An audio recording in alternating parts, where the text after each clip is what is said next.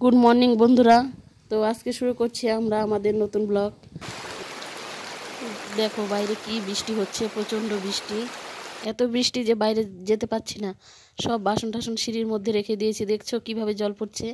আর জল দিয়ে দেখো এক হাঁটু জল হয়ে গিয়েছে। হায় হায়, এত বৃষ্টি। এখন আমি দেখো মাথার মধ্যে একটা প্লাস্টিক বেঁধে নিচ্ছি।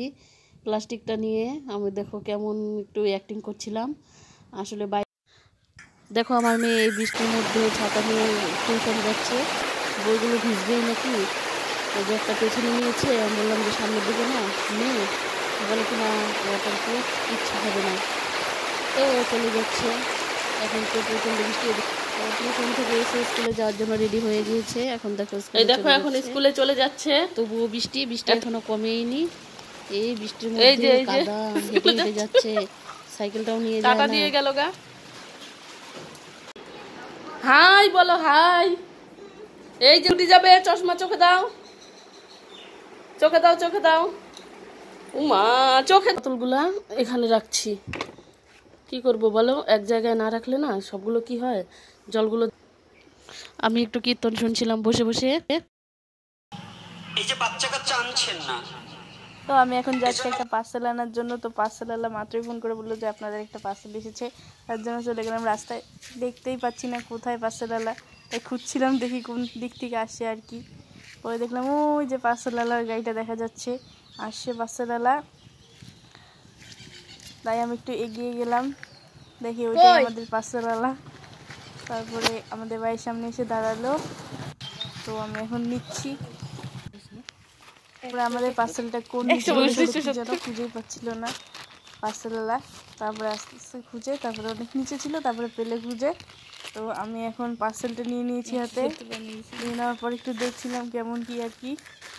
তারপরে বাড়িতে এসে বললাম, বাড়িতে এসে তোমাদেরকে পার্সেলটা খুলে দেখাতে পারিনি প্যাকেটটা, তাই এমনি দেখিয়ে দিলাম। এটা একটা কুর্তি, যেটা আমরা মিশোর থেকে নিয়েছি। কেমন লাগছে বলো কুর্তিটা? এটা পুরো একদিন ভিডিও দিবনি তোমাদেরকে, ঠিক আছে? তো এখন টাটা। তোমরা জানো আমরা প্রতিদিন ঘুরতে যাই বিকালবেলা হলেই। এখন বিকেল হয়েছে, আমরা ঘুরতে বেরিয়ে পড়েছি। আজকে গিয়েছিলাম নদীর ওদিকে, দেখলাম বৃষ্টিতে কি প্রচণ্ড জল হয়েছে, ব্রিজ ডুবে গিয়েছিল। ওদিকে দুটো বাচ্চা আসছিল, আবার আমরা টোটোতে করে আবার বাড়িতে ফিরে আসলাম।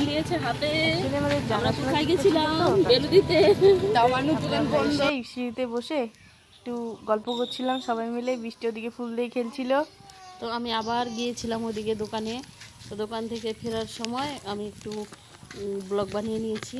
তো বাড়িতে চলে এসেছি আমি, এখন সন্ধ্যা লেগে গিয়েছে। আমি একটু সন্ধ্যাবেলা ছানা বানিয়েছি, ছানা বানিয়ে নিয়ে বললাম খাবি নাকি, ও বলে কি না খাবো না।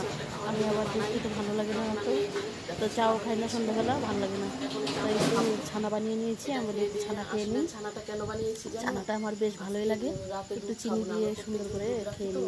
তো আমি এখন শসাটা কেটে নিয়ে যাচ্ছি খাওয়ার ওখানে। তো মা এখানে ভাত বাড়ছিল। তারপরে দেখি যে ক্যামেরাটা কেমন গোলা গোলা আসে, তার জন্য পরিষ্কার করে নিলাম ক্যামেরাটা। এখন বসে পড়লাম খেতে আর কি। তো আমি শসাগুলো দিয়ে দিলাম, মা এখানে ঝোলটা দিয়ে দিল। রাতে আমি মাংসের তরকারি করেছি, এই যে দেখো মাংসের তরকারি দিয়ে খাচ্ছি। দুপুরবেলা যা রান্না করেছিলাম শেষ হয়ে গিয়েছে, মাংসের তেকোনা করেছি আমি আজকে, এগুলো দিয়ে খাবো। দুপুরের তরকারি সব শেষ হয়ে গিয়েছিল, তাই এখন এগুলো দিয়ে আমাদের খাওয়া দাওয়া চলছে। এই দেখো আমিও এখন খেতে বসে পড়েছি, দিয়ে বেশ ভালোই হয়েছে খেতে। তো তোমরাও আমাদের এই ব্লগটা রেগুলার দেখতে থাকো, দেখতে দেখতে তোমাদের যদি ভালো লাগে তাহলে সাবস্ক্রাইব, লাইক, কমেন্ট, শেয়ার সব করে দিও।